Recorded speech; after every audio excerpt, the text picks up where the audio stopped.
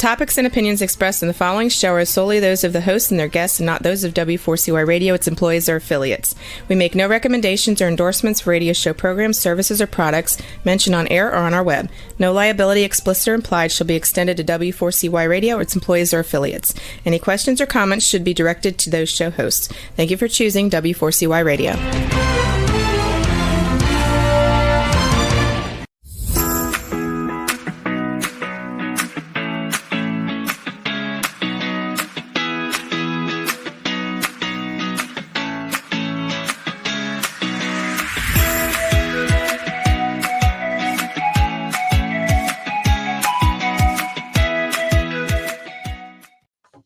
Hi, welcome to Learning to Dance in the Rain. This is Shelby Wagner, host of the show, and my guest for today is me. I'm talking more about scams. We started talking about a romance scam last week with Beth Highland, and I wanted to continue that topic right here because scams seem to be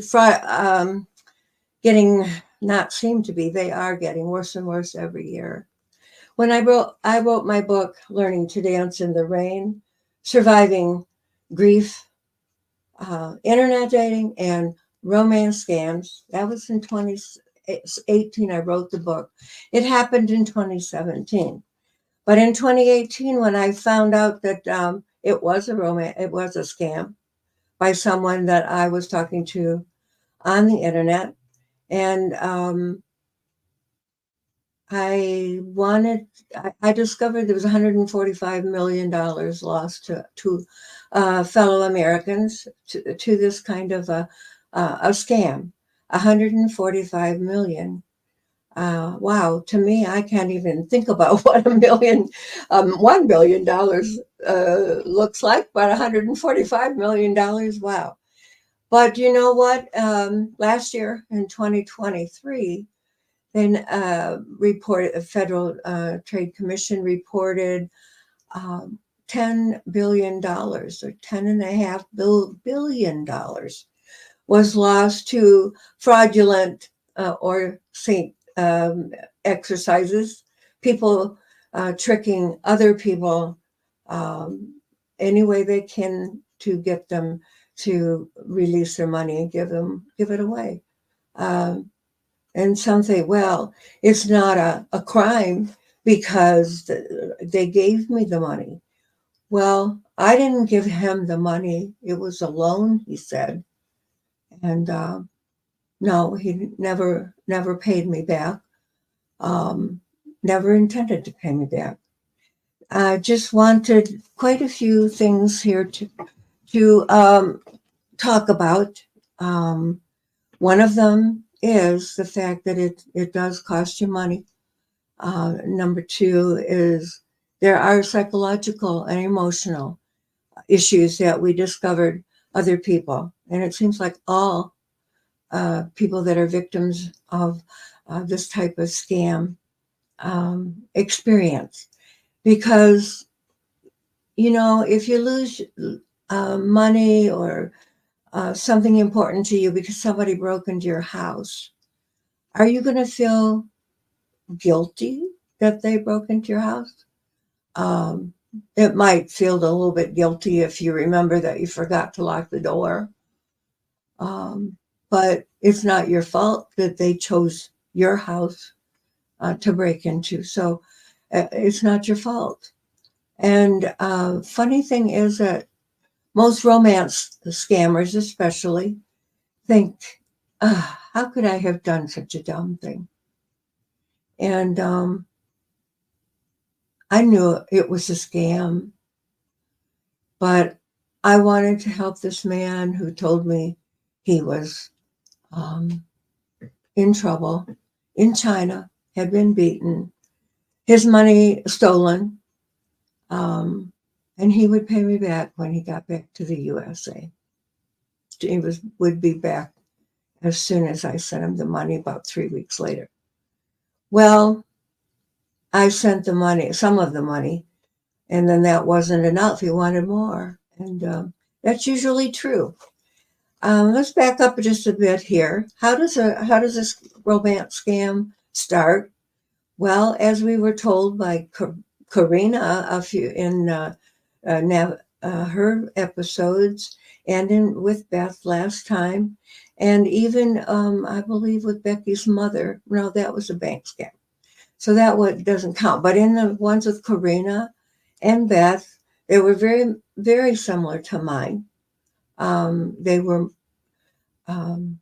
mine was 5 years ago, 6 years ago, um, a romance scam, and in this case, the romance scam part of it was similar. You met the guys on social media.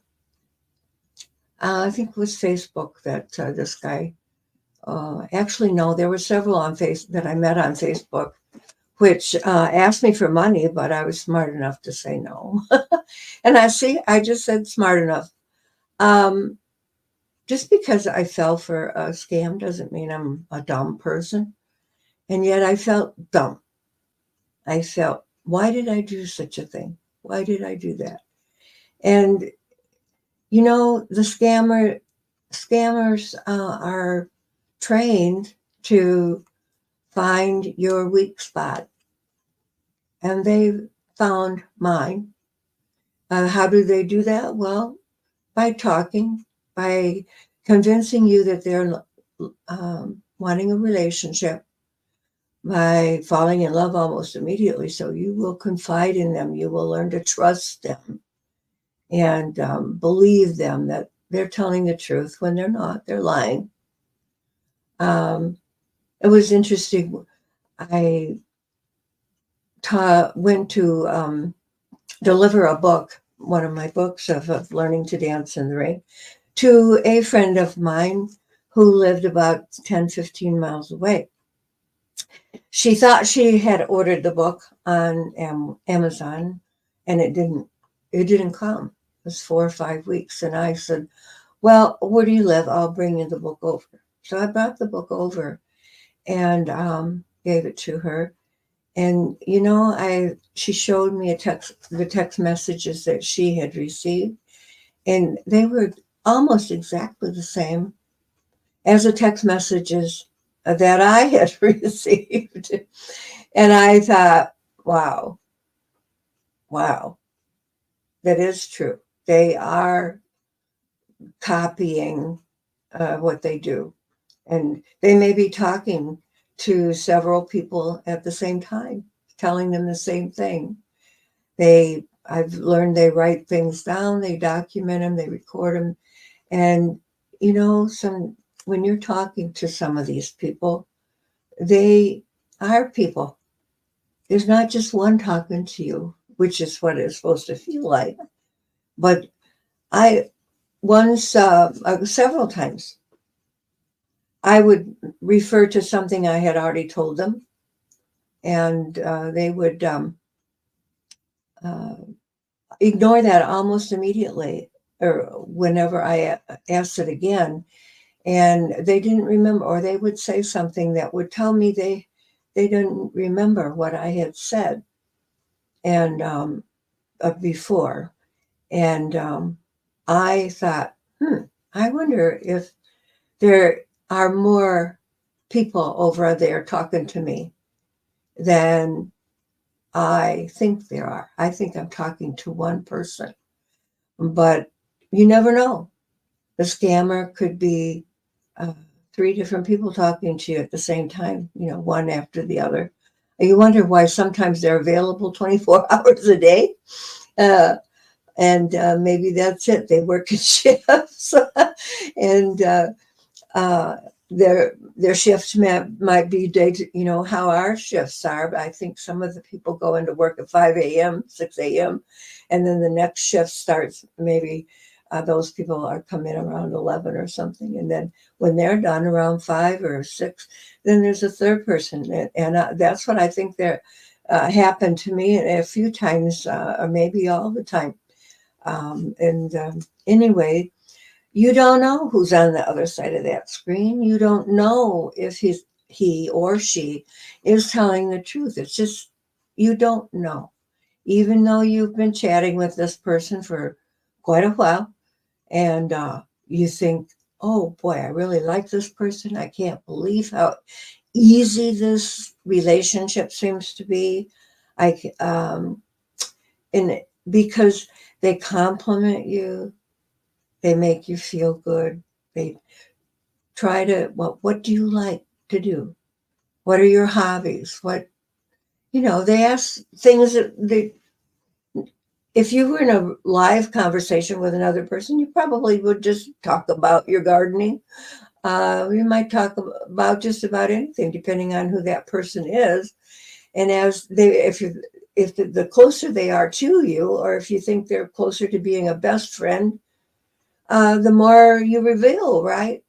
And somehow these darn scammers, they know how to manipulate you into telling them the information they want. And they create an atmosphere which makes you happy, makes you feel good, and makes you want to talk to them more often. You might look at your phone several times a day to say, did I get a message yet? Or if the chat ring goes off and, oh, wow, and right away you feel good. Just before you even get there to see who is writing to you, there's a happy feeling inside of you because, here's somebody who really cares about me. Well, guess what? He doesn't really care about you, or she doesn't really care about you. All she wants is the money, your money. And she doesn't, or he doesn't know, or he doesn't stop until he gets it. So you need a couple things. In my book, Scams, I detail 150 different scams that people use to trick other people into giving away their money. By the way, that is against the law. It is illegal to do this. But, there are, I think I mentioned before, in 2018, when I wrote my book, it said there were 25,000 scammers online talking to potential victims and or victims themselves, trying to butter them up. Then I can't think of a better way, a better description, butter them up to get them to trust them and give them their money, because there's always going to be a request. I think you need to buy my book. I wrote the book because I wanted, I thought this would be a handy book to set by your telephone and just remind you when you pick up the phone, what's going to happen? Is it a friend? Well, if it's a friend, looks to me like that name would be in your contacts and you would know before you picked up the phone who it is. But if it's a strange telephone number and it's from far away, why bother? It's a waste of time. How many times I've been working on writing a book, the phone will ring and I just automatically picked up the phone and right away someone says, I'm blah, blah, blah, blah, blah. And then they say, can you hear me okay? And that's a good sign to hang up, I have learned, because if you say yes, then that gives them permission to talk to you. But if this book is right near your phone and you go over and you look at it and think, oh, I better pay attention here. And I'll say, what did you say? And then they say something else and you maybe can recognize their name, but perhaps you don't even recognize the company they're talking about. But the best thing to do is to hang up if you have answered it and they say, hey, can you hear me okay? But I think the book is important because it does describe 150 different different types of scams. Now, you know, thousands of people now are struggling because they fell for a scam. And maybe it wasn't a romance scam, because there are thousands of different scams that happen every day, and they start over again. But this is a good reminder. If you have this somewhere near your computer and you see that you're talking to somebody and you see that book and you think, oh, I think this is a scam, I'm going to hang up.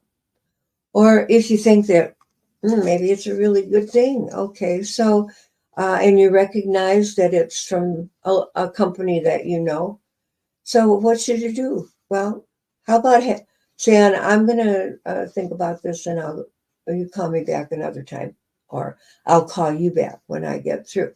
Then you hang up or end the whole call, or the thing on the internet, the message on the internet, and then you don't use their telephone number.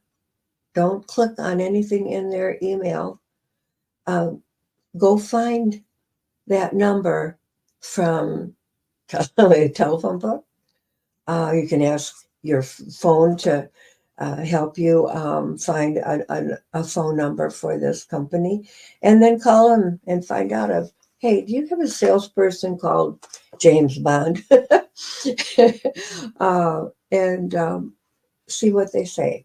Do you have a special going on for XYZ account or something? Check it out. Call a friend. Call your daughter. Call your son, and ask them what they think about this. And just think about this good deal a bit before you fall for it. You know, I checked my emails this morning, and there are I think at least 5 or 6 messages that are thanking me for purchasing their item, something on there, like, for example, Amazon. Maybe it says I purchased an iPhone and I paid a couple $1,000s for it. Wow. Or maybe more likely a computer. And I didn't do that. Well, I know I didn't do that. So am I going to answer that message on that email? Am I going to call that number? It says, if you didn't do this, call this number. Another trick. Because if you call them, then if they're a fraudulent person, you have not solved the problem yourself. You have to call someone, a different number, one that you trust, really trust, and know is that company or is that person. Talk to your daughter. I think I mentioned last week even that I talked to one person. It was a grandparent scam, and the police department supposedly had arrested her grandson. He was in the jail, and he needed $2,500 to release, so he could go home. And they wanted the money right now. That's another clue. First clue is wanting the money. That tells you it's a scam usually. The second thing is wanting it right away. And don't tell anybody. That's another immediate red flag. Anyway, so she says, well, I'll tell you what, I've got to see if I can get the money together, and we'll talk later. So she hangs up, and she calls her daughter, who's the mother of the young man that the police officer said was in jail. And her daughter says, she says, do you know where Zach is? And he's in, I just got a call saying he's in jail and they need $2,500 to release him. And Dawn, the daughter, says, Mom, Zach's in his bedroom doing his homework, and he's not in jail. So you see, you have to check these things thoroughly before you send money anywhere. Um, you have to know that this is a real situation. I'm having so many scam calls since I'm on a sucker list somewhere because I gave money to that first scammer, and it's getting very difficult for me to discern the real from the fake. But I'm thinking most of the time if they um, call me or text me, I've got to think, do I have an account with this company? Um, what can I see about that email that might be incorrect? For one thing, the other day I got a one from Norton thanking me for renewing my subscription at I think it was $300 and some dollars or $600. And I got to thinking, well, I used to have an account with Norton uh, Securities on my internet and so on, but I didn't have one presently. I went with a different company this last two times. Um, and then I got to thinking also, looking at the email, and it said it was drawing from an account ending in these four numbers. Well, that was good because that four numbers, I haven't had that account in years, probably since I had Norton 3-4 years ago, 4 or 5. So I knew that one was safe. I did not click on anything, and I contacted um, PayPal because I had paid with PayPal to see had if they knew anything about it. And there was nothing on my PayPal account from Norton. So that was a real scam. I know that. Now, I want to talk about, again, that it's not just money that you may lose.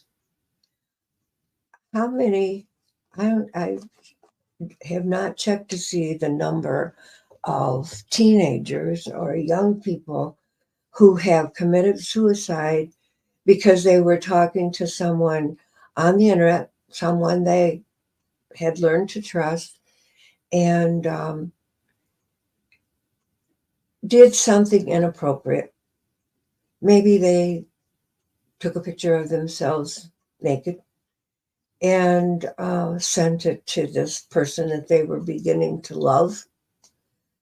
And, or who knows? I've had tons of requests. The men, I mean, let's face it, I was on and off the site over 6 years here.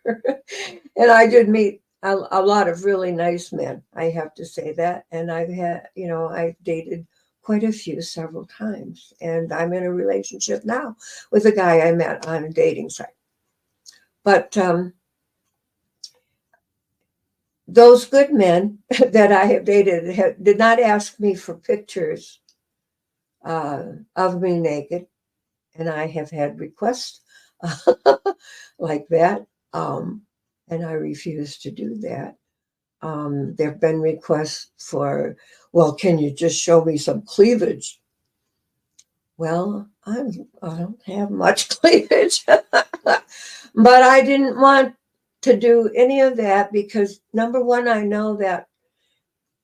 don't know that what they're going to do with that picture.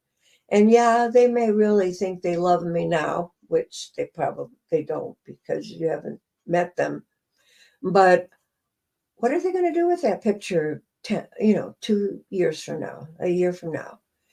And a lot of times people these teenagers have found an email one day that says, well, I have all these pictures of you now, and what I want is money.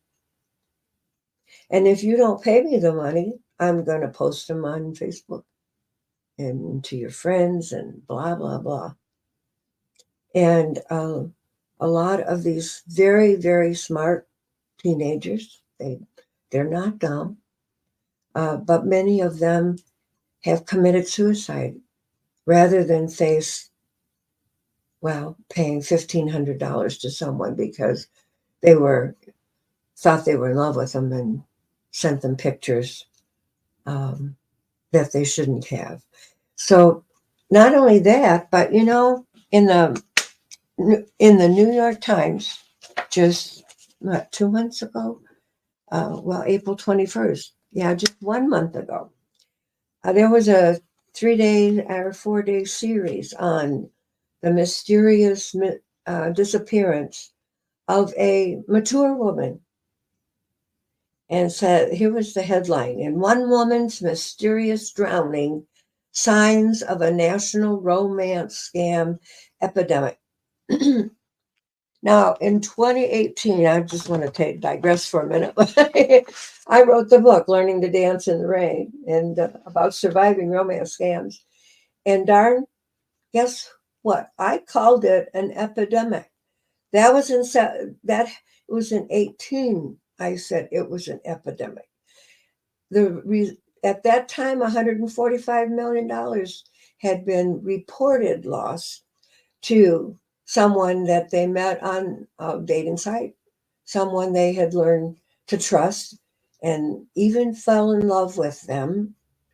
And it was becoming, I thought, an epidemic. And now, what was that? That was in 18. And now, just last month, was the article printed here. And there's the headline: one woman's mysterious drowning gives signs of a national romance scam epidemic. The problem is, and I mean, it wasn't just money anymore. This woman was missing.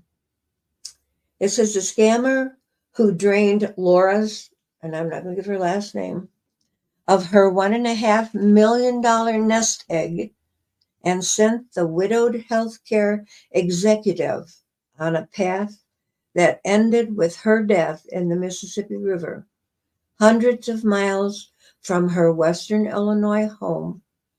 And the man called himself Frank Borg. Frank drew Laura into a relationship after she connected to his profile on the popular dating website Match.com. Over months of giddy cell phone calls and in 100 of florid emails, Frank manipulated her by drawing on publicly posted detail of her life to forge a bond, and then induced her to invest with his online trading firm. As her skepticism grew and love waned, he strong-armed her into helping him dip his hands into the account of other victims. She had all these buckets full in her life, my mom did, said Kelly, her daughter. But there was this one bucket that was missing, and that was companionship. And that's ultimately where we're at now, is because of that. This increasingly common pattern, a modern spin that combines emotionally exploitive catfishing schemes with fast-moving investment and crypto scams, has served as the leading edge of an epidemic of pernicious scams targeting users of dating apps and social media and websites. U.S. Justice Department said FBI officials told CBS News there is a public account of the toll. More than 64,000 Americans victims in 2023. But multiple experts told CBS that those numbers significantly underrepresent the true scope. This may be embarrassing that they may have been victimized in this way, said Anne Rio, who oversees the Consumer protective branch in the U.S. Department of Justice. They may be ashamed. They may be afraid to tell their friends or family. But there are so many cases that go unreported. It is a national crisis unfolding largely in secret. The human cost is likely more severe than law enforcement can quantify. Senior FBI officials told CBS News a striking number of cases are ending with victims dying by suicide. They shouldn't feel embarrassed or ashamed, Rio said. These are sophisticated fraudsters who are preying on the human desire for affection, for connection with another person, and they are manipulating the victims using sophisticated technology. This is written, by the way, by a journalist in, let's see, her name, by Jim Axelrod, Sheena Samu, Andy Bass, Matthew Mosk, and Sari Aviv. And it was on CBS News. You can read it yourself by going to CBS station and searching their archives. It's April 21st, 2024. This woman's story is very similar to mine. Hers involves crypto, and very much like Beth said last week, was very embarrassing to be standing at a Bitcoin machine in a gas station, putting in $100 bills and totaling them out. Can you imagine? I think some person, one of the, I don't know if it was Beth, said they put $2,500 worth of $100 bills in the Bitcoin machine. I hope they kept all the receipts. The Bitcoin machine does show the IP address of the wallet of the person that you're going.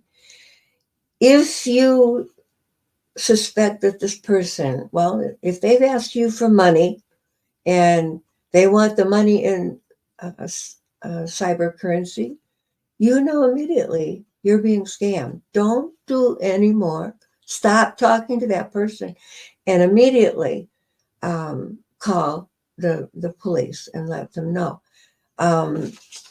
In the police, the law enforcement locally, the search has to start with them, and you have to be specific with them and tell them this is a crime. The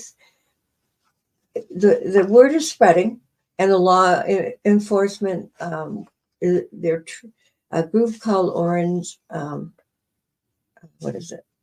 Shamrock, Operation Shamrock is now working to educate law enforcement that, hey, scamming is a crime and needs to be taken seriously, and it needs to work fast. So if you have a Bitcoin receipt where you sent the money to that wallet, then they can track it and maybe get some of your money back. In my case, they didn't know anything about it. I think they didn't even really think it was a crime. Even when I got sucked into the second and third scam, I didn't write about this happened in 2021, 2020 and 21. 3 years after, after the romance scam that my book, Learning to Dance in the Rain, is about. Now, I did go and report it. I've maintained all my receipts of the Bitcoin and other gift cards and so on that I did. Oh, I felt so embarrassed, scared, actually, because if you go in to buy a gift card for someone and you want to buy $100 one or 200 or even more, right away you're questioned. What do you want it for? Well, number one, not really their business, is it? But you know what? They have had so much money stolen in this way that Walmart, Meyer, where I shop, they wanted to know, even if it was a $50 certificate, whatever. They weren't willing to sell it to me unless I told them that I was going to give it to my daughter or whatever. But it was such a frightening experience for me. And it started as this man contacted me on LinkedIn. Now, LinkedIn is a professional business site, right? I don't know if you know, but it is contacts networking thing for business. It's not like Facebook that's just sociable, whatever. But this man wanted, I don't remember exactly how he wrote to me, but I texted back and we got to talking. And, I really liked this guy. And he was very good looking. And, but I had been scammed in romance before, so I was just taking it very slow. In fact, I broke it off for a while because he was quite a bit younger than me. And he brought up the subject of Bitcoins. And I didn't know anything about Bitcoins. So I just kind of let it slide and told him I wasn't interested and so on and that. And he stopped writing to me. He was very nice about it, I thought.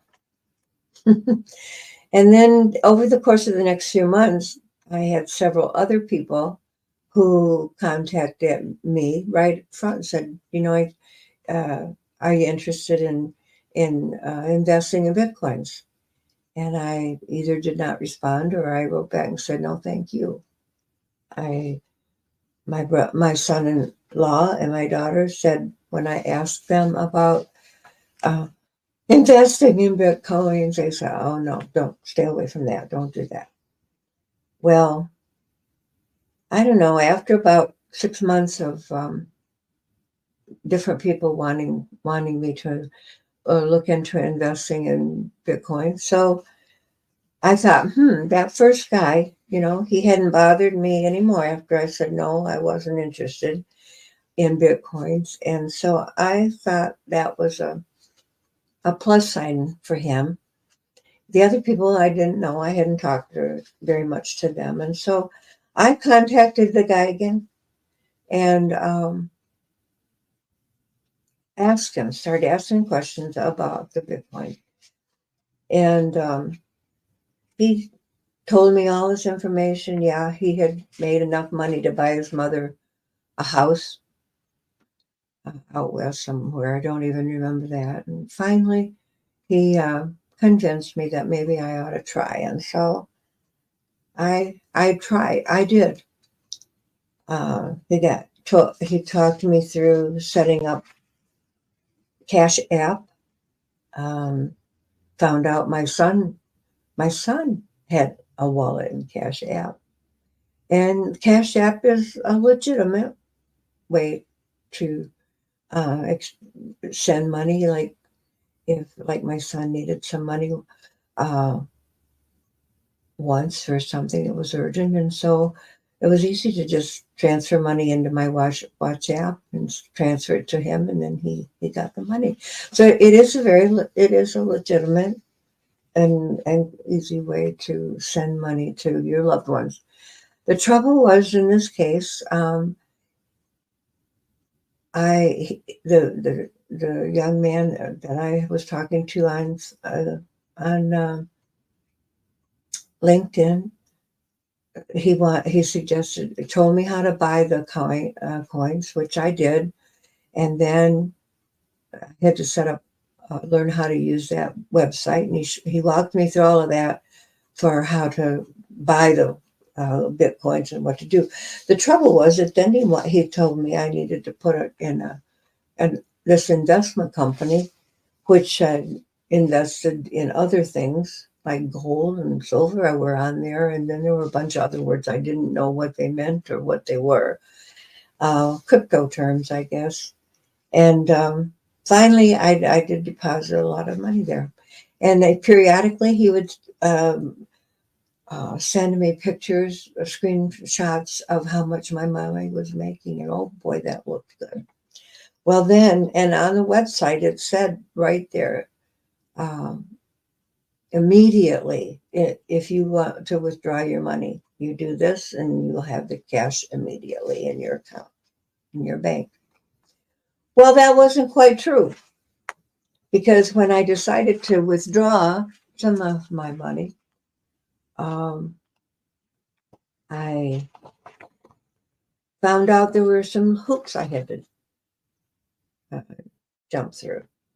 So you see how I got involved in something that was, it was a fake company where I deposited my money. And if I had called that company, maybe, well, in fact, I did call that company, but it all looked real. But you know what? When it came down to the checking out my money, I discovered that it was all fake and my money wasn't there. And oh my, the after effects of that, which happened 2 years ago, 2.5 years, almost 3 years ago now, I'm still paying for it. So when somebody asks you for money on the internet, you remember, you don't know them. I don't care how long you've been talking to them.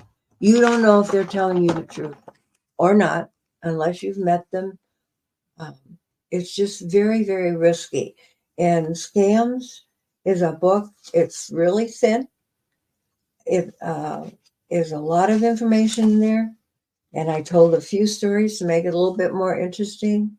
It's available on Amazon, and it will help you to not lose your money.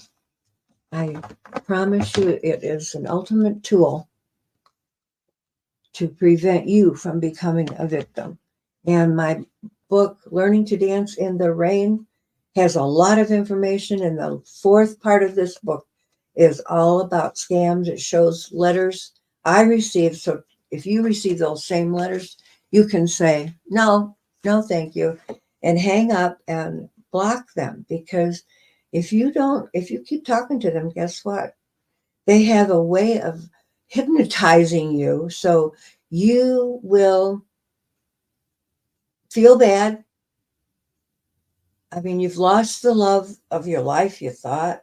You've lost all those compliments he used to send to you, they used to send to you.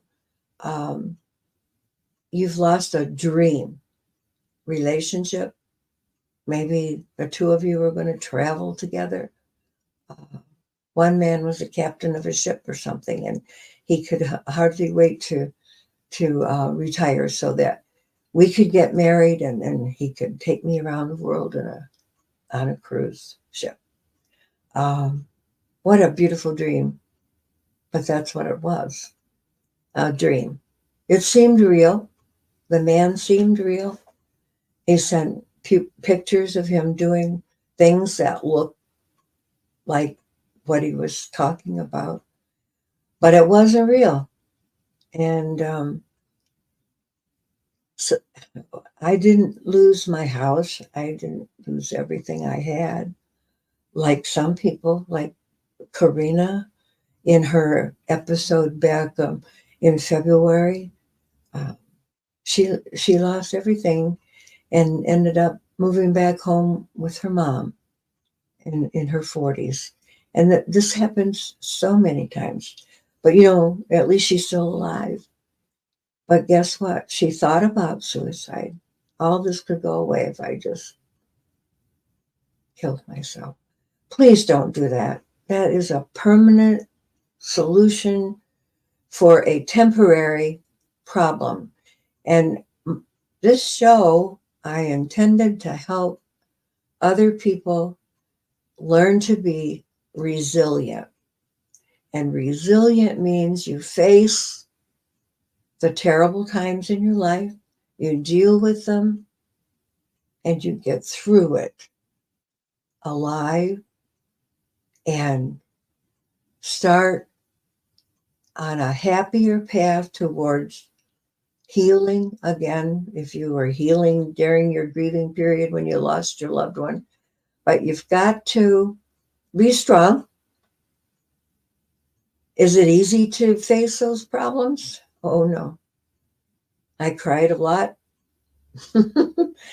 I still wonder how I could have done that. I knew it was a scam, and yet, or when I knew it was a scam, I should have ended it then. But I thought I had found somebody that could help me get my money back. And that was the third mistake I made. The third scam that I got involved with. So, like I said, when something sounds too good to be true, it's probably not true.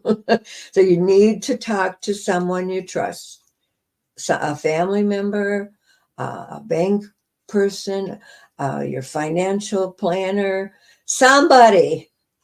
But learn how to deal with that problem in a healthy way. Get your mindset on solving it and getting on with your life, and get your copy of my 2 books at Amazon.com ASAP. Be sure you get the 3rd version of the Learning to Dance in the Rain. And next week, I will see you again at 12 o'clock on Tuesday. And it will be Carl, our pastor, back. And we're going to talk about loving yourself. Is that wrong to love yourself? Well, come back next week and we'll find out. Bye now. Take care. See you.